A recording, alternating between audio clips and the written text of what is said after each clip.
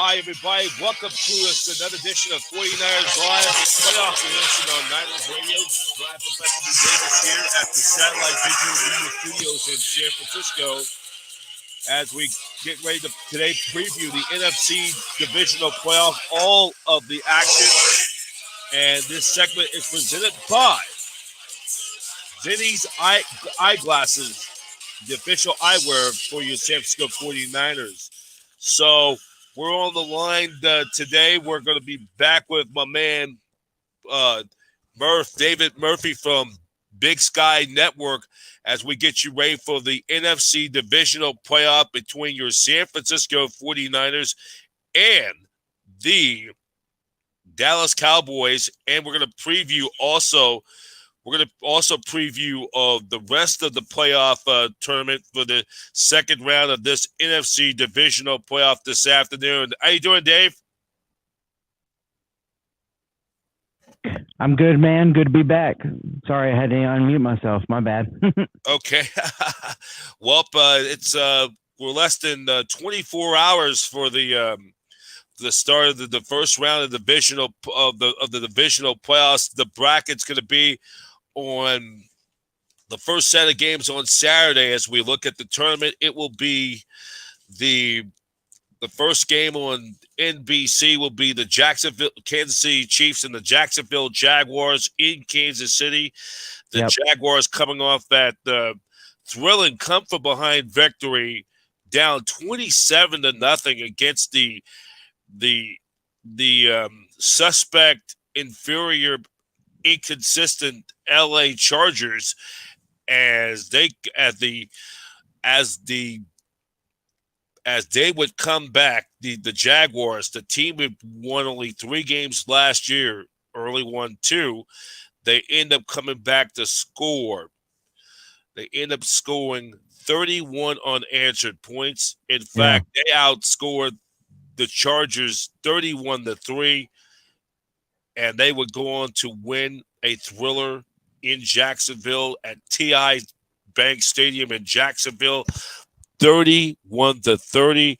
The Chargers, who had a commanding lead, once again, and it's been their MO. If any Charger fans who probably are out there watching this podcast have continued to have their legacy of continuation of January dropouts from years going by. And looking at some of the numbers from that game, I am going to be pulling them up, looking for some of the numbers of that game. The Chargers were +5 in the turnover ratio. They had committed they forced 5 Jaguar turnovers, but the Jaguars, former Super Bowl winning head coach Doug Peterson, he made the adjustments in the second half. They end up dominating the second half, and they end up winning. And if you look at the chart, they were +5 in the turnover ratio, the Bolts, and still lose. It was just and then plus with some damaging penalties, multiple 15-yard unsportsmanlike foul penalties on Nick Bosa's brother Joey was the difference of the contest. Yeah, and the Jags, they were kind of coming in hot, and then of course the interesting stat that I know just about everybody's seen, that Trevor Lawrence has never ever lost on a Saturday through high school and college, and I followed his college career really well because a lot of times I'm also a University of Alabama fan, so Alabama played Clemson a lot in the national championship, and it seemed to be inevitable that we would always meet up. And when I saw that, I'm like, he had to have lost. And I look back, I'm like, nope. When you think about the national championships that they did lose, those are on Monday.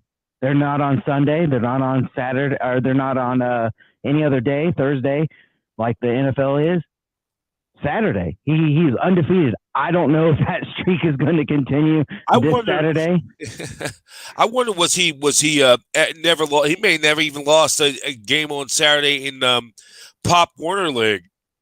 Yeah, I don't know if they can go to Pop Warner all the way that he might not have. I mean, high school and college is super impressive, and of course now his professional career, he's undefeated on a Saturday. Very specific stat. So it is interesting. They're playing again on Saturday. I think the league might have done that on purpose. It's like, all right, let's see how you got it.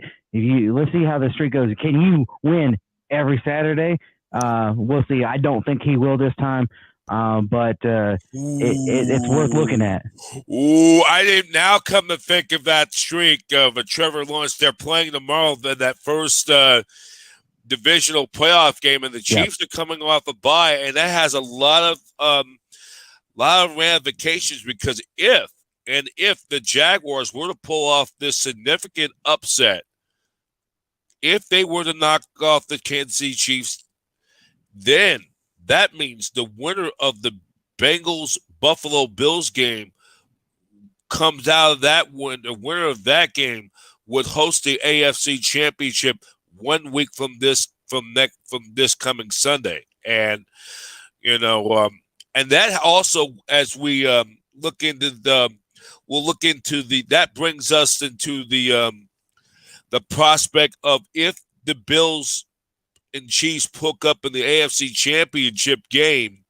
If they were to hook up in the AFC Championship game, it will be down at the Mercedes-Benz Stadium in Atlanta. And I think it's fairly because of what happened 2 weeks ago with Damian Hamlin when he collapsed on the field on that Monday night, which they never resumed play, which, it depends on what happens, because then if that was to happen, then I think if that happens, I think the winner of the Bengals-Bills game is going to automatically host the AFC Championship game the following week. Either if the Chiefs lose, then they will face the winner of that Bengals-Bills game, either going to be in Cincinnati or in Buffalo in Orchard Park. Yeah. Yep. Yeah. It's going to be interesting, but yeah, the Jaguars, like I said, they came in hot. I think they won their last, five games in a row, now 6 with the playoffs. So they came in a hot team, and I really did expect Brandon Staley to be let go after that game. I don't know why he didn't. Maybe it was like, you know what? Hey, we'll give him one more. He got us there. Now let's see if we can do it again. But I know a lot of Chargers fans are very impatient with him because he's like uber aggressive. Uber aggressive. Like, I mean, I've never seen anyone more aggressive, and they've lost so many games with just in a couple of points, i.e. last week. And they blame it on his aggressiveness, going for it on their own side of the field. I thought Cliff Kingsbury was super aggressive. No, Brandon Staley, by far and away, so much more aggressive. It's unbelievable. And, I kind of expected them to let him go, but they clearly haven't. And they actually let go their offensive coordinator instead. Yep, Joe Lombardi. He's the grandson of the legend Vince Lombardi. Yeah, so that's and I guess that's fair if you feel that connected to your head coach, and you felt like it was the offense that let you down, go ahead and get rid of the offensive coordinator. But I think that was a very, very interesting game.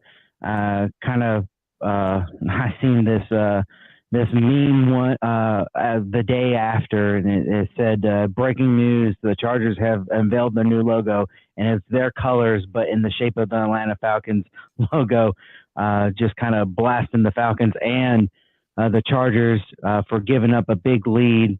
Of course, we remember the lead that Atlanta gave up in that Super Bowl game and to the Patriots, but it was I thought that was very, very, very funny. Atlanta, they will never let that down. They will never that lead was so ridiculous, and I can't believe they let it go. And all the Patriot haters out there, they were let down. They couldn't believe it, but it's just championship DNA inside of Tom Brady and the Patriots is really what won it. You saw it flip, the momentum swing. Yeah. And they won't ever let that go. But I thought that was pretty hilarious. Well, I can't talk either because the Niners had a 20-10 lead 3 years later now, 3 years ago in Super Bowl 54 against the Chiefs down in Miami. The Niners were at least under 7 minutes, about 6.5 minutes away from winning their sixth Lombardi trophy. And when Jimmy Garoppolo missed that swinging that missed pass overthrown intended for Emmanuel Sanders, who they got in that trade with the Broncos at midseason. At midseason, then that's when the momentum fell, and they had the momentum end up falling back into the chart, and that's where the Chiefs exploded for 21 unanswered points and end up winning that Super Bowl. And but as for the Chargers, the way they lost that game, it's just not this heartbreaking losses. The divisional playoff about 16 years ago when they blew that big lead against the Patriots. Remember, the Chargers went 14-2 that year with the best record in football. The Patriots won the AFC East, but they were the number 4 seed. They had to go through, the Colts already had won their game against the Baltimore Ravens, who were the number 2 seed. So it came down to, historically, the Peyton Manning's Colts never played well against the Chargers. So they knew if the Patriots were to go in there and steal a win in San Diego, then the AFC Championship would go through Indianapolis. And it looked like, I remember watching that game, though, Murph, looked like the Chargers had that command. They were going to knock off the Patriots. Then they got that interception. I think it was Marlon McKee had that ball, but it was stripped as he was returning that, and the Patriots regained possession. Tom Brady led them to that, started that comeback win.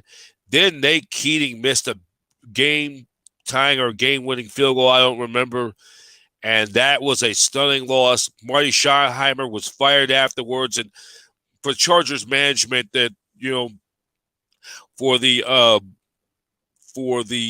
Spanos family, which they're very frugal and they're very, very cheap. That's a cheap run organization. I never liked the Spanos family. That team should have never, ever left San Diego. And, they're still, a lot of Charger fans are people in the San Diego area, great place to go golfing and go to the beach during the year round, and for them to pull the rug off had a lot of good tradition. And this is just not the first time they have done this. They did the same thing to Bobby Ross after he took the Chargers to the Super Bowl as champions of the AFC in '94. They ran him out of town because of philosophical differences, just the internally meddling in. And ever since Schottenheimer, Marty Schottenheimer, who has passed on, left, he was there for about 5 seasons. No Charger coach, I don't think, had never gone no further than at least 3 years. So that just shows you it's just ownership continues just to interfere with the day-to-day operations. Oh yeah, definitely. I think if they get the right group of guys from the top down, they can definitely make some runs, especially with Herbert at the helm. But it remains to be seen. Then the question: why did Brandon Staley run Mike Williams, their best receiver, out there in the regular season finale, where that game didn't mean nothing for them against Denver, against the Broncos? Yeah, absolutely. Yeah. So, I'm trying to think.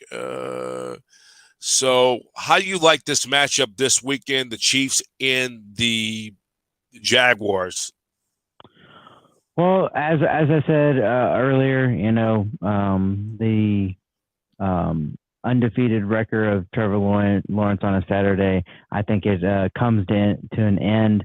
It's going to be a very, very tough for them to beat Kansas City in Kansas City, but it's not unimaginable. But yeah, if you ask who I like Kansas City. But I wouldn't say I don't think they well if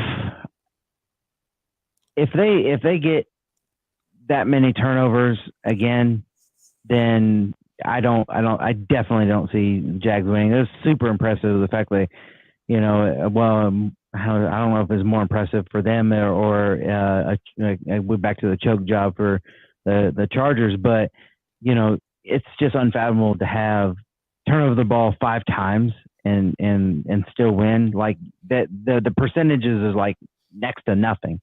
I know three is almost a certain loss. 5, there's no way. But I don't think that if the Chiefs, you know, get our +5 in the turnover margin, they're not giving up a lead. There's just no way. I believe that they're much better ran, much better disciplined, and so the Jags they have their work cut out for them. They consider themselves fortunate to win last week, and that's something that I'm preaching. If I'm Doug Peterson, we cannot give the ball away 5 times again. We just can't do it. No. And they'll make us pay. But yeah, I don't really into giving a score prediction, but I have the Chiefs winning this game this Saturday. Yeah, I think so too, because they are the best team, and if the Chiefs, if the Chiefs win, then they're going to advance to the AFC Championship again. And then now let's take a look at the matchup on later that night on Saturday night. The Philadelphia Eagles and the New York Football Giants, 2 of the NFC East old rivals, the old guard. There is a lot of history. They've met in the playoffs 3 different times on 3 different occasions. These are no love lost to these 2 rivals. Were about 97 or about an hour and 30 minutes apart from the Jersey Turnpike. Yeah. It obviously divisional opponents, so they know each other very, very well.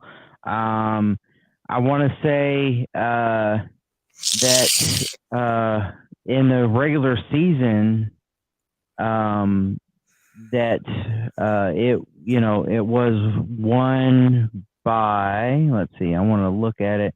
I know one team has basically. Okay. Yep. So the Eagles have beat the Giants. I thought so. 2 different times. Very, very difficult to beat them, to beat a team 3 times. A sweep is hard enough, but to see the same team 3 different times and win all 3 times is very difficult. Do I think the Eagles can do it? Yes.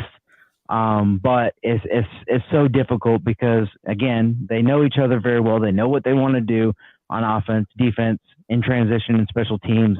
And so I don't know, how much preparation and film watching they'll be doing because they know each other very, very well.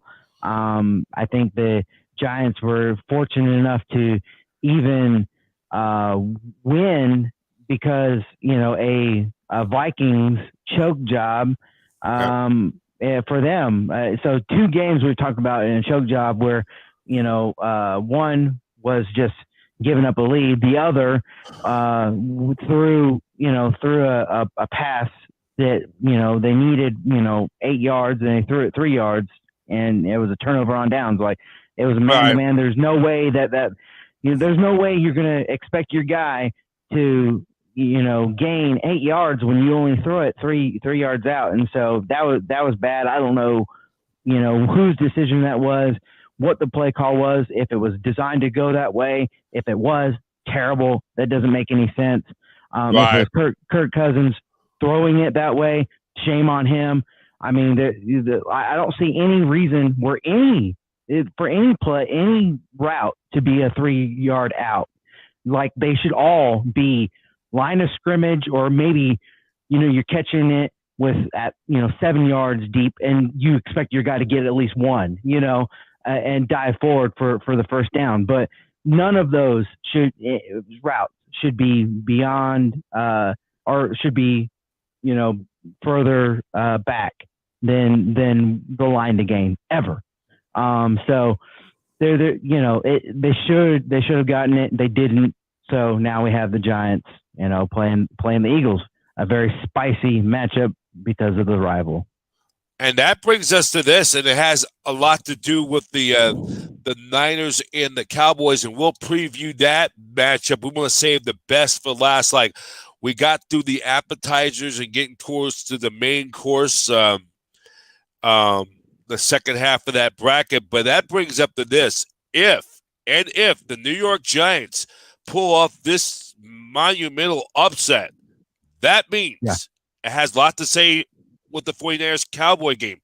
Meaning, if the winner of that Niners Cowboys game, and if the Niners take care of business, we'll get to that preview in a moment, would win on Sunday. Meaning, the winner of that Niners Cowboy game would host the NFC Championship game the following week. And the Niners, fortunately, they were able, with the Giants beating the Vikings, were able to get the Cowboys on that Sunday window because they played on that Saturday, and they got that full week plus an additional extra day because of the Dallas's win over because the Giants win over the Vikings. So the Niners will play a home divisional playoff game. By the way, this will mark the first time that the 49ers will be playing a divisional playoff game, hosting a divisional playoff game at home since January 1st of 1989, and they beat the Minnesota Vikings 34-9 in that divisional playoff. It will only be for the third time since 1981 that the 49ers will play a divisional playoff game on a Sunday. Because usually in the past, they would play all their divisional home playoff games on a Saturday. But this time they'll have one on a Sunday. That will be. But let's get to the second half of the bracket. And on so Saturday it's going to be Buffalo, or Sunday will be Buffalo and Cincinnati. That's the early game, 12 noon Pacific. How you think this game's going to play out? Definitely a big matchup. Another I guess rival game, if you will. And I think both teams are fairly evenly matched out, so you can flip a coin and wherever it lands is probably where it's going to be. As far as the season series, I want to say it's might have been a split. I want to double check before I go off of that. Let's see. Well, of course that their game canceled. So it could have been a split, but it's tough to really make heads or tails about it. No pun intended, but I don't know. I want to say Buffalo. They're kind of one of my favorites between them and the Chiefs, but I'm gonna go. I don't know. I'm gonna go with Cincinnati. I feel like they are a slight underdog. I'm going. I'll be rooting for Cincinnati mainly because of Joe Burrow. I really like Joe Burrow. Of course, you're a Bama fan. You're a Bama guy. Hey. College well, team. When he played at LSU, LSU and Alabama are big rivals, but I've seen his whole career, like you said, like I said earlier with Trevor Lawrence, was seeing Clemson a lot, but I respected him and that 2020 season they had, or the 2020 season they had was LSU. It was phenomenal. Anybody watching or right now, go look up some Joe Burrow highlights with LSU. You just be like, oh my goodness. Now he had a lot of talent around him, but it's interesting. But I think I'm gonna go ahead and go with Cincinnati. I don't know why. I just have that gut feeling that they might be able to pull it out. I think they are a slight underdog, only because of where it's being played. Right, and like I said again, if it had either, because we know one thing: if Buffalo wins, they're gonna if Buffalo wins and the Chiefs win, the AFC Championship game will most likely be in Atlanta. However, if the Chiefs were to lose, meaning the winner of the Bills-Bengals game would host that AFC Championship, and we've been not to look far ahead, but been talking possibly could be for the 49ers, if they continue to do their thing, could be a rematch of 80s retro Niners Super Bowl 16 and 23. The Niners winning their first Super Bowl, beating the Bengals 26-21. And then they which by the way, today marks it was 38 years ago on this date, January 20th, 1985. 38 years ago today, the 49ers beat Dan Marino and the Miami Dolphins at Stanford Stadium 38-16. That was my first ever Super Bowl game I watched as an 8-year-old, as that game was played about 25 minutes from where I live here in the city. You just get on Highway 101 down take you to San Jose.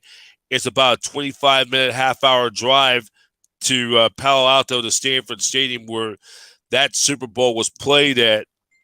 Mm-hmm. And the Niners shut down Dan Marino. He had the Marks brothers, Mark Clayton and Mark Duper. The Niners won their second Super Bowl in the last 4 years, and Joe Montana won his second MVP. And that's when I became a 49er fan. That night when I saw as an 8-year-old observing when they picked up Bill Walsh, giving him the victory ride at Stanford Stadium. And I was watching with my mother, and she was telling me, Brian, the 49ers won the Super Bowl. They beat the Miami Dolphins. And when you see a coach as an 8-year-old given the victory ride and winning a Super Bowl, that's when this was a big thing around here. That was a big deal. That's a huge thing. So that's where I started becoming a 49er fan ever since that day, pretty much. We got somebody on the chat line saying, I want KC, payback is due. But I wouldn't worry about that. And but that's kind of the date today. But back on the subject of the present, so that's going to be a toss-up game, though. It's going to be a lot of emotion, because the first time these two teams hooked up since over 2 weeks ago, with that unfortunate situation happened with Damian Hanlon, and we know he's doing very well. But the big game we want to do, part of the main course or the dessert of this playoff tournament, is the ultimate rivalry, the 49ers and the Dallas Cowboys. What are your thoughts about this matchup and the history of these two pro football's finest franchises? It's a rivalry that doesn't really get in my opinion, and you can definitely fill me in on it a little bit better, but in my opinion, I feel like it doesn't get a whole lot of talk. It's a very underrated rivalry because you kind of it's an older rivalry, so before even before the merger. So, but you when you go into it and you look at now a lot of people look at the rivalries that are divisional, my Cardinals and your 49ers, 49ers, Seahawks, all throughout the Rams, division, there's a lot Rams, right. Yeah, all those division rivalries, and you focus on that, but you forget about some of these older ones, and this is definitely a good one, and I think, not to step on your toes a little bit. No worries.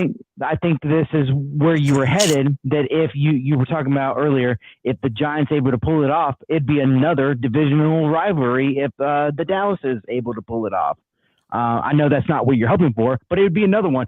And how about that? 3 teams from the NFC East, formerly most commonly known as the NFC least. The only division with all 3 teams with 3 teams represented. That's very interesting. That could be a good one as well. But I think usually you have Dallas early exit. They're feeling pretty good about themselves, but the San Francisco Niners team is just so darn good. I think that's my pick. I know you didn't ask for it, but I'm giving it to you right now. Yeah, no, go ahead. I mean, the Cowboys are coming off a very short week, coming off that win against the Buccaneers in Tampa. Short turnaround. The Niners, not only they benefit by winning on Saturday, they got that full week plus an extra day as well. Players are getting healthy. They another comment by this Niner fan says, Empire Road this Sunday, 3 generations of Cowboy hate, greatest rivalry continues. We got to go into this in depth of this rivalry. The Niners and Cowboys. Take it away, man. This is the 9th time that these 3 teams, both of these 2 clashed in the NFC playoffs since 1970, which was the year of the merger. They let me pull up some stuff, and if time allows, I might play a little bit of highlights from the and they hooked up in the divisional playoff back in this was the playoff. They've hooked, as I'm trying to give me 1 second. This is some good stuff. So the overall series, including postseason, Dallas leads the all-time overall series. Niners are trailing by 1 game. They're 18, 19, and 1. And then at home, they're 9 and 10. Away, they're even at 500 with a 9 and 1 record with 1 tie. The only tie they ever had in this series was back on Thanksgiving Day, back on November 27th, 1969. And then that was the last year of the old guard before the merger. And then after that, they hooked up in the first NFC Championship game. The inaugural year of that was back on January 3rd, 1971 at Old Kezar Stadium, right on the border edge of Golden Gate Park. The old Kezar Stadium, like they were there back in the it was their last game they ever played at Kezar Stadium. It's still there now, but it's been renovated for like high school football and track meets and for soccer events there. I'm going to try to give you – you should check out – when you have a chance, check out Kezar Stadium. That's the 49ers' old home from 1946 to 1970. They end up losing that game 17-10. Then the next year, after that season, the Niners moved to the southwest part of town where I'm And I live in the southeast part of town, not southwest, but southeast part of San Francisco. And then they moved to Candlestick Park, where the Giants played for so many years there. The 49ers, and then the Cowboys moved into Texas Stadium, and then Dallas beat them again in the AFC title game, 14-3, on January 2nd, 1972. Dallas would go on to win the Super Bowl by beating the Dolphins. Then they beat the Cowboys. The Cowboys beat the Niners again, 30-28. The Niners blew a big lead, which Dallas came back in the final 2 minutes to steal that win. The Cowboys would go on to have that great run in the 70s. The Niners really struggled for the rest of the decade until Bill Walsh and Joe Montana came there in 79. And then they turned things around a couple years later in 81. And then, we all talk about the catch. That's the most important thing, the catch that really started the dynasty. And, that was an important play. Vince Scully, who was the longtime voice of the Dodgers, he made that catch. In fact, I'm going to pull this up right now and let you listen to this this moment. That was a moment that, this was a moment. We're going to let you listen to this clip right now by Vince Scully making that call when he was making this call on CBS.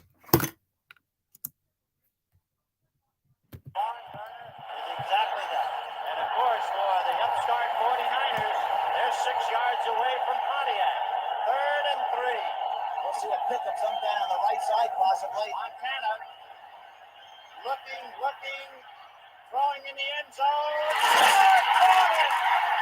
Dwight Clark.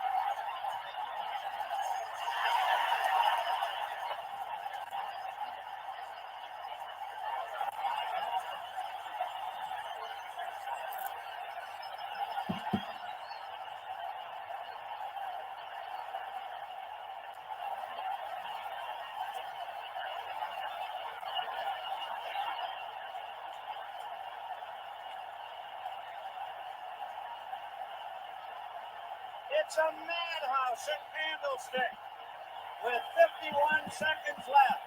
Dwight Clark is 6'4".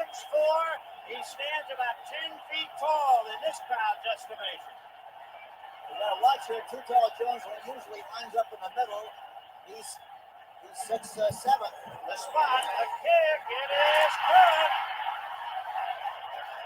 28-27 San Francisco. 51 seconds left. Well, your thoughts about that, though? Your thoughts of that call, the great call by Vince Scully? I mean, clearly you can hear the excitement, the pandemonium. It was pretty good. He's great at what he does anyway. So, I'll have to, check that out for myself, of course. But I loved it. It was good. Definitely a great memory for sure. Yeah, it's funny. I grew up in the 80s. I was only 5 years old when the catch happened, but I will say them beating the Dallas Cowboys, and then of course 2 weeks later they were going to beat the Bengals in Super Bowl 16 in the old Pontiac Silverdome in Pontiac, Michigan, about a half hour outside of downtown Detroit, which started the rise of the Niners, the domination of the 80s. Fast for Vince Scully, that signature call, the Niners and Cowboys at Candlestick Park, and then the other two, of course, when after he left CBS to go to NBC to do baseball, him and Joe Garagiola, the memorable 1986 World Series as a 9-year-old, watching just about all 7 of those games. The miracle anticlimactic Game 6, the Mets and the Bill Buckner ball by Mookie Wilson, the Mets, who were clearly the best team in baseball back in '86, winning 108 games. They come back. They had to grind it out with the Astros in that National League Championship Series and then the World Series. Vince Scully with the call. The 7th game of that World Series was anticlimactic. Many people say that was the greatest baseball postseason of all time, 1986. Not to mention the fact with the Angels and Red Sox, that 5th game of that American League Championship Series, where the Angels were a strike away from going to the pen, winning the pennant, and Dave Henderson homered off Donnie Moore, which a game the Red Sox would eventually, they would go ahead, the Angels tied it, and the Red Sox would win in extra innings. But those were and then Kirk Gibson's homer off of Dennis Eckersley in game 1 of the 88 World Series. Those are 3 signature game calls for Vince Scully in the 80s. And absolutely. I mean, at 3 different venues, at Candlestick Park, at Shea Stadium in New York, or at over at Dodger Stadium in Los Angeles. 3. I mean, he will be missed, but that for the 49ers and the Cowboys, that started the rise of the Niners, and then for the Cowboys, they just really fell into decline. And then by the late 80s, both the Niners and Cowboys were in opposite ends of the spectrum. The Cowboys really hit rock bottom in 88. They go 3-13. Then they sell the team. Jerry Jones comes in there. He unceremoniously fired Tom Landry, which that was wrong. What Jerry Jones did, forcing a legend, Tom Landry, out. And he was the face of that for him and Tex Schramm and Gil Brandt. And then you bring in Jimmy Johnson for the University of Miami, which they're my college team, and they were the 49ers of college football of the 80s. Had to rebuild that team, and then at around the midway point, they traded Herschel Walker, and they got all those trades. That brought in the Emmitt Smiths, the Russell Marylands, the Leon Letts, the Eric Williams, multiple number 1 picks from the Vikings, and 1s and 2s, and they traded. Jimmy changed some of those ones to get lower because they needed a lot of players. And that's how they built that dynasty where they won 3 Super Bowls in 4 years. And, and then by that time, the Niners won their back-to-back. Bill Walsh left after they won Super Bowl 23. George Seifert taking control of the team. And then now let's go into the 90s, They met 3 times in the NFC Championship, 3 straight years. 2 best teams in pro football. And every time they met in the NFC Championship, people call it the real Super Bowl because the NFC was the stronger conference while the AFC was so less far inferior. Yeah.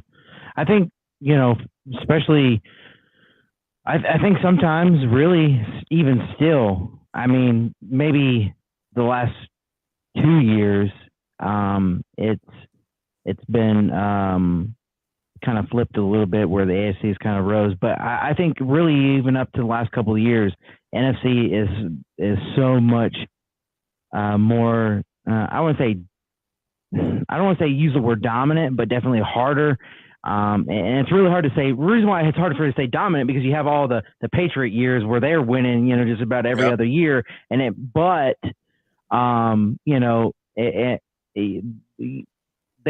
might could say they had an easier path because the AFC hasn't really been all that great up until late with a lot of these newer and younger quarterbacks that they have in the AFC. A lot of some of the different defensive players that they've kind of swapped from the NFC to the AFC. So then the AFC is definitely a little bit better now. I think so too. But the NFC has always been really, really tough. Always has, in my opinion. Not so much now, but for the most part, it really has. Well, it's funny back in 1989 when the Cowboys were struggling, and when those 2 teams were in total opposite ends, Jerry Jones and Jimmy Johnson were the new kids on the block. Jerry Jones, and I got another piece I'd like to let you listen to. They want you to listen to. It was by Jerry Jones. I'm gonna let you listen to it in just a moment. But he was buying. He just bought the Cowboys. The Niners at that time were the gold standard. Winning 4 Super Bowls in the 80s. You know, bringing Jimmy Johnson and a brash owner, Jimmy Johnson and a brash owner, Jerry Jones, who I totally can't stand because he always have to be in front of the microphone and just can't be quiet like Jed York or the DeBarlos. He always have to be the face of. It's a complete ship show circus. I don't want to swear, but I use ship as the equivalent of the designated hitter. Go figure. Yeah, no, I know. I know what you're saying. Yeah, they call it Jerry's World for a reason. Well, I think on Sunday it's going to be Niner Empire World when we get through with that because of It probably will be. No, like I said, that's my pick. But it would definitely be interesting. Like I said earlier, if it was a Giants and Dallas for the championship, because again, that's another rival. We have a big rival, and I mean these two are big rivals, of course, and then of course. Giants and Eagles are a big rival, but it'd be another big divisional rival. I think that would be very interesting, but I don't think it's going to happen. Yeah, I think the Niners and Giants have had some history though too. They sure. Man, the AFC Championship game in 1990, that was a heartbreaker because Montana got knocked out of that game. Roger Craig fumbled the ball as they were in position to run out the clock. The Giants were able to sneak through by not 1, not 2, not 3, not 4, but 5 Matt Barr field goals, including that walk-off to deny the Niners a shot to go down to Tampa to go for that three-peat. And, that ended that first partial end of that golden era or that run of the 80s because a lot like guys that their mainstays, both Ronnie Lott, Roger Craig, end up going to the Raiders as Plan B free agents. This was the non-salary cap free agency yet. And then some of those players also either left for other teams via free agency or retirement. So the Niners went through that transition period in 91, which they drafted Ricky Wars to replace Roger Craig. He didn't play that year because he was injured, but 92, they got back to, Joe Montana missed the entire 91 season with the elbow surgery. And what's funny? I look back at that night when I was a freshman in high school. Both my two favorite field generals of the 80s, both Joe Montana and Magic Johnson, both Montana had the elbow surgery, sat out in 91. That brings in Steve Young. Magic Johnson, just around a month right after Montana had that elbow surgery, shocked the sports world, basketball and the sports world, that he retired because he caught the HIV virus. That was crazy.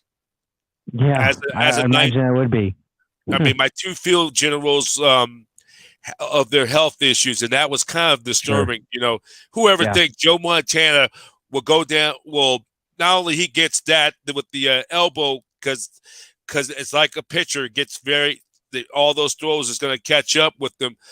But then my other favorite field general, Irvin Magic Johnson, had the HIV, and that was I was praying that he was able to overcome. By the way, I did get a chance to see Magic Johnson in person like a little over 5 yeyears ago when he was over at University of San Francisco. I never got a chance to interview, but I did some.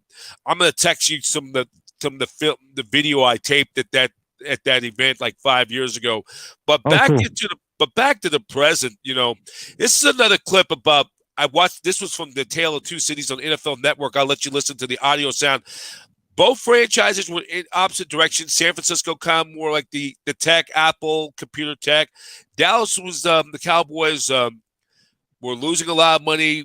They had their economy issues, and Jerry Jones. This is some good points how they started to rebuild the Cowboys and get them back to being America's team. Let me pull this up. Buildings were half finished. The buildings that were finished were half occupied. Banks, 90% of them went broke during that particular time. The Dallas Cowboys were losing $1 million cash a month. When I was buying the Cowboys, I had Jimmy come over and I said, I want to paint a little picture. What if we went down there? What if we could turn it around? What if we could get in here and have success? And what if at the same time we were doing that, about that time, the city and the economy started raising from its knee and straightening up? And we could say we were a part of bringing it back. The 1-15 season absolutely took things over the top. When I got to Dallas in 90, there was a rift between the Dallas Cowboys and its fans. They've embarrassed us. We are proud people. We're proud of our football team and proud of all this. And the way they've done it has just torn that all down. You're going up against Jordan. You know Jordan is going to give you his best. That's how we were with the 49ers. When you have the gold standard like the 49ers have, you're using them as a measuring stick, and you go out there and you get hammered 24-6. Emmitt Smith, fumble, San Francisco ball. Charles Haley, always in relentless pursuit, winds up recovering the fumble. To only amount to 6 points. We're looking at ourselves and saying, if we want to be like that, we have a lot of work to do. This 49er team has everything, and I don't know that it isn't the best team that's ever been.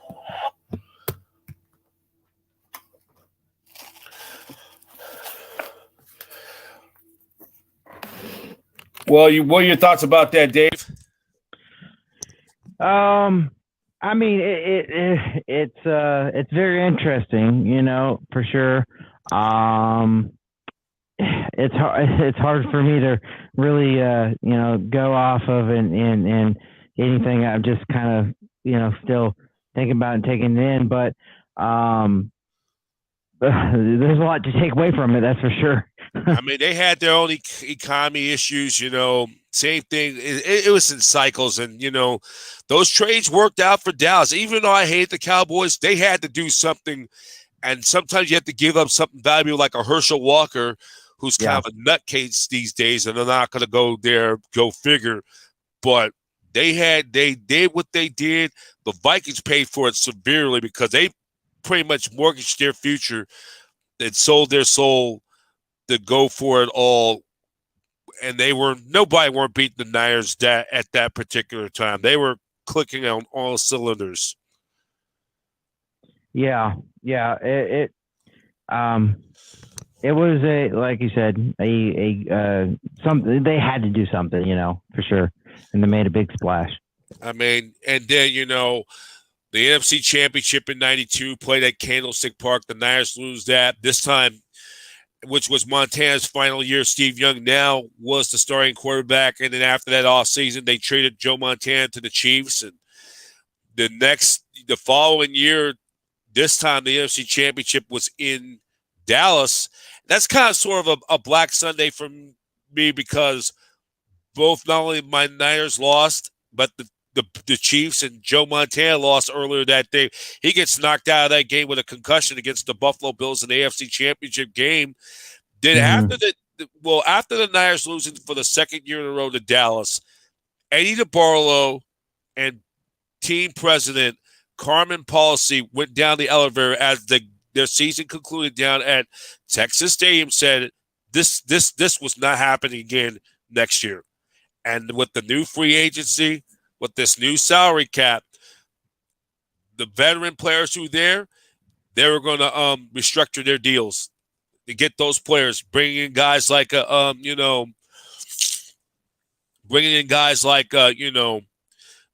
Norton Jr. and Deion Sanders, and we set the offensive line. They retooled that team. They totally retooled they did a lot of retooling. Yeah. They did a lot of retooling. Guys were taking less money. They were taking less money. They were taking less money just to have a chance at that ring. A chance. Oh, go ahead. Yeah, and you know it. And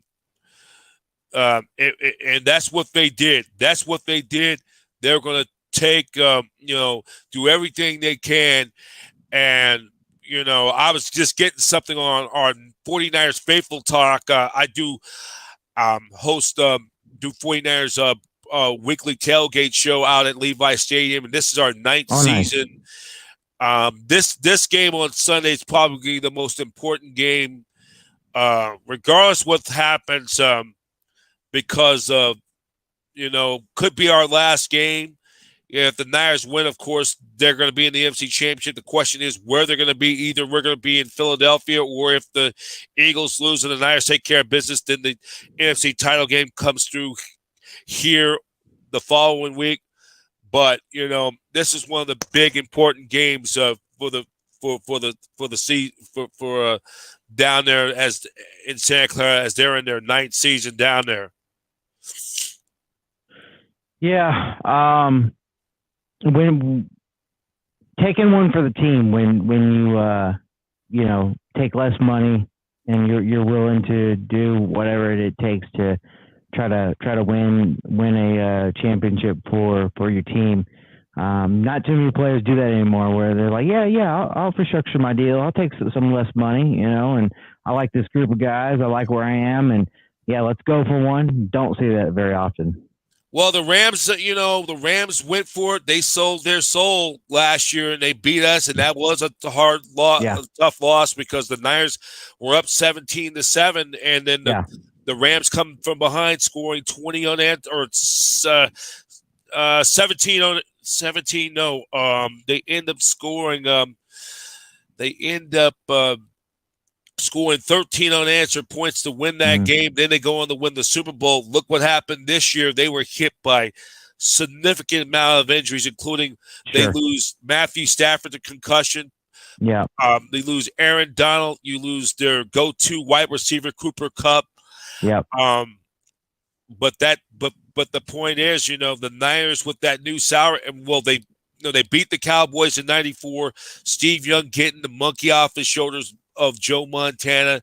Then they beat the Chargers in the Super Bowl, and I was a senior in high school by that time. So I had another guy on who's a Niner fan, lives in Indiana, who got me into to the network affiliate. Known each other for about 9 years. He was a senior when the Niners had beat Denver, and we shared our Niner stories. And I got another Niner fan saying it's going to be 31-17 Niners. And then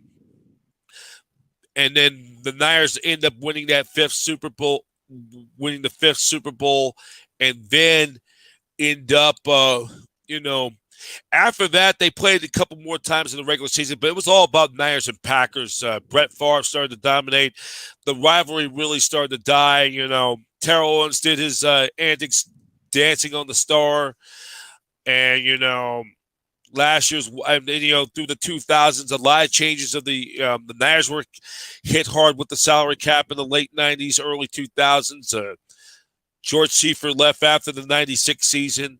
He was replaced by Steve Mariucci. They did get back to the NFC Championship game in 97 to lose in that rainstorm to the Green Bay Packers, who would 2 weeks later lose to the Broncos in the Super Bowl. But then after that, they beat the Packers on T.O., the catch number 2. Then they were hit with salary. They went through a transition period because, Steve Young got concussed again, got another concussion. This time ended his career, or it forced him to retire. The Niners were deep in the hole in the salary cap. They just didn't have the money to go sign free agents, and they just had to.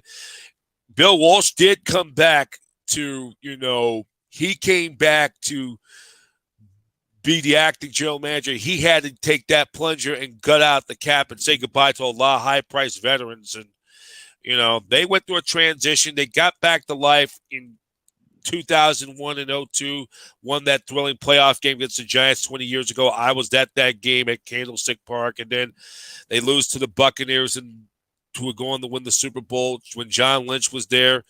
Then Steve Mariucci was fired. Then after that, the Niners really had to tear that thing down because they still had a lot of dead money in the salary cap. Dead money will kill you. Yes, it does. Yes, it does. That's the big key. Now I'm starting to learn about this. Dead money just will destroy a franchise. Yes, it does. That's the equivalent of being in major debt in your real essential life, like bad credit card debt. When it comes to salary cap, so it's kind of in parallel, like having a credit card debt when you have dead money against the cap, though. That's why I would prefer, if you're a capologist, please prefer using a regular debit card. You will not be in debt. That I think debit cards more better than, because they pay you all the interest rates with a credit card salary cap, because all those bonuses comes in, all those signing bonuses. That's the equivalent, like interest rates. So that's they have a lot in common, though, too. Sure, absolutely. I didn't know if you wanted to read that other comment there. Kirk Shields, same one that said 31-17 Niners, let's go. Cowgirls fans really think they beat them Niners all because of they beat Tampa. Shake my head. I don't know if sorry, Kirk Shields, I don't want to rip you too much here. I don't think that's where their confidence comes from, is being a under 500 Tampa team. I think the confidence team. Yeah, I think the confidence comes from the fact that they have a decent team this year, not necessarily because they beat Tampa, but I understand that you're a 49ers fan and you want to throw some trash to the Cowgirls. So, but yeah, that's not where their confidence comes from. Just wanted to rip you a little bit, Kirk, but just want to give you a hard time, bud. Okay, and let's try to wrap it up, though, too. Sure, let's go for it. What's going on with your Cardinals with the coaching vacancy? The Niners, Nothing by the much. way, looks like Sean Payton's going to be the frontline guy. It's going to get another interview with the Denver Broncos. And DeMeco Ryan's going to be he's going to end up getting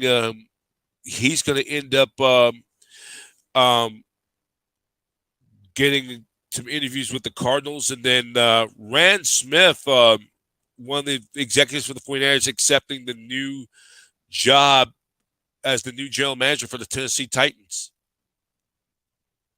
Yeah, there's still not a whole lot going on with the Cardinals. I mean, there's just been some more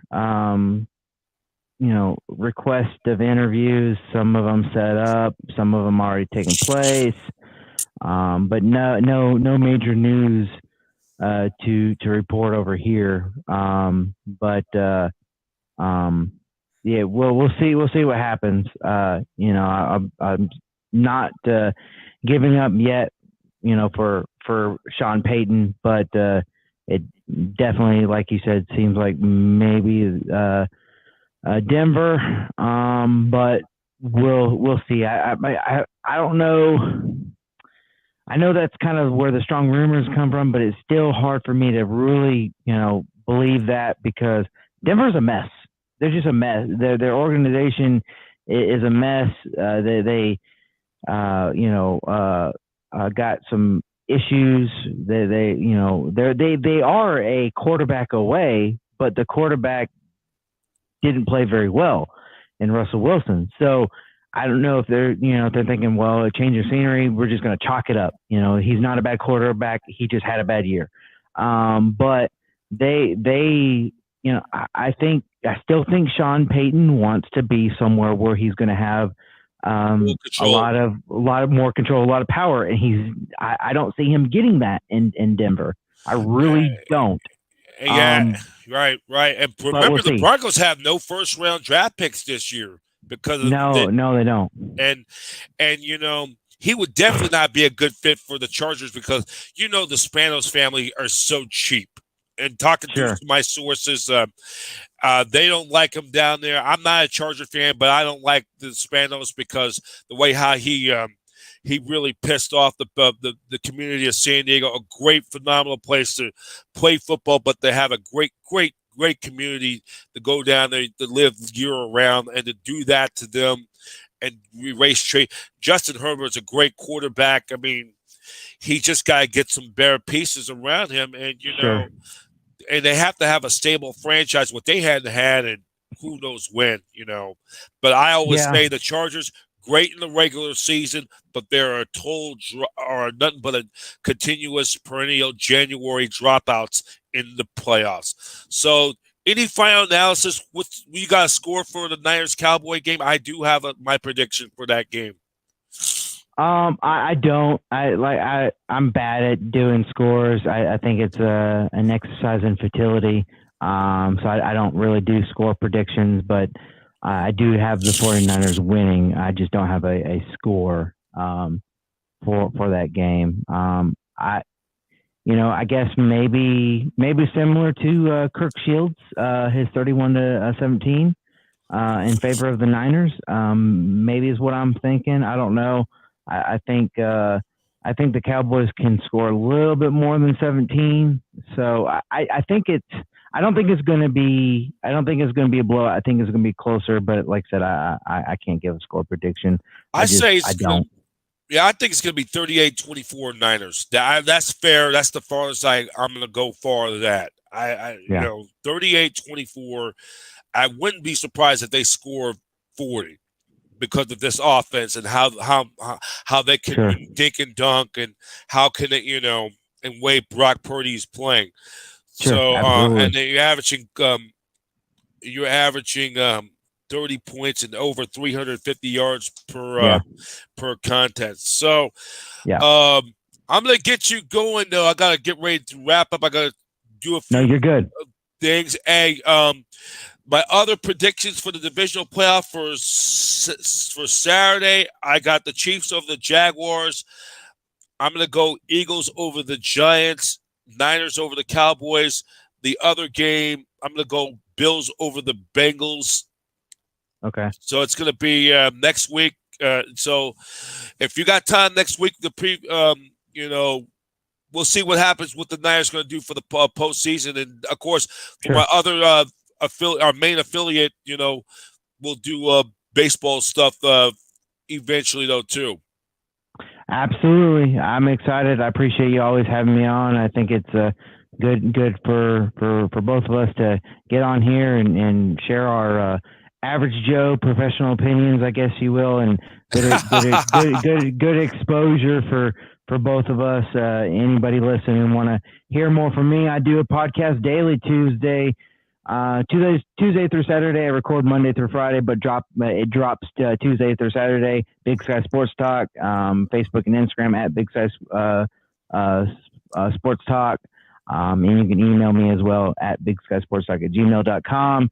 I'm everywhere you are, so Spotify, Apple, Google, all of it. So you want to check me out, feel free to do so. That's what I'm building myself though too. I've been my schedule been tight lately because I'm doing a lot of multitasking, Niners playoff stuff, and then with my new gig with St. Mary's Girls baseball. So it's been really tight though. So getting much I can kind of squeeze in budgeting that time. Hey, gotta get going though. Murph, you have a great weekend. Hopefully we catch you next week. We preview both conference championship games. Awesome. Appreciate it. Thank you. All right, I'm going to get you going. I'm going to see how I can get you off here. Okay, Dave, take care. So that was Dave Murphy from Big Sky Sports. He's from Big Sky Sports. You check him out daily. So, just a reminder coming up, it will be the Niners and the Dallas Cowboys this Sunday for the NFC Divisional Playoff.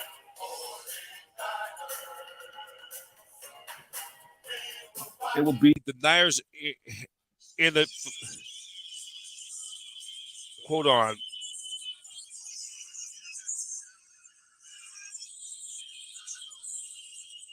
We're going to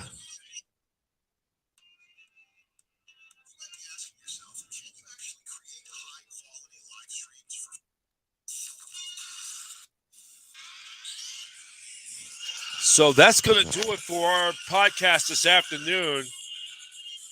Watching on Facebook Live as the Niners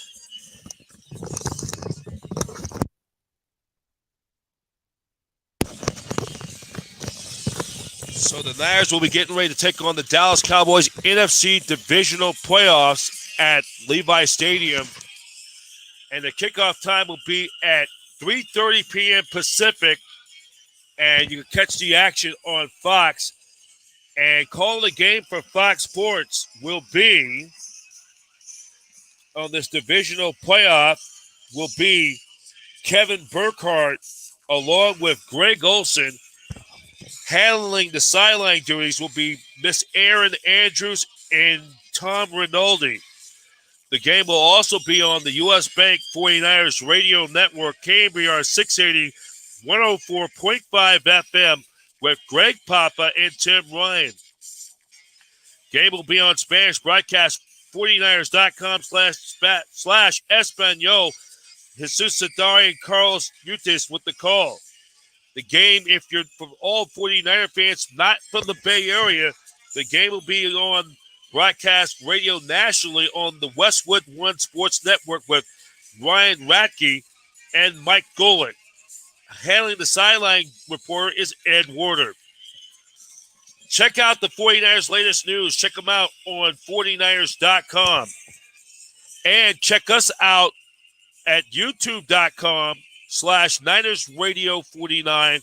You can check me out at Twitter at Brian Davis at Niners Radio 49 and Facebook.com/Niners Radio 49. For now, I am Brian Professor B. Davis from the Satellite Digital Media Broadcast Center in San Francisco, wishing all you 49ers so long. I will talk to you on Sunday for our 49ers postgame show on Niners Radio. Hopefully we can be getting you ready next week for the NFC Championship. For now, thank you for watching this edition of 49ers Live on Niners Radio. Niners Radio 49 is an association with the Satellite Digital Media News Network, where every team has a fan and every fan has a voice. The network home of champions in exclusive coverage of 49ers playoff football. 49ers football, faithful to the Bay. Go Niners!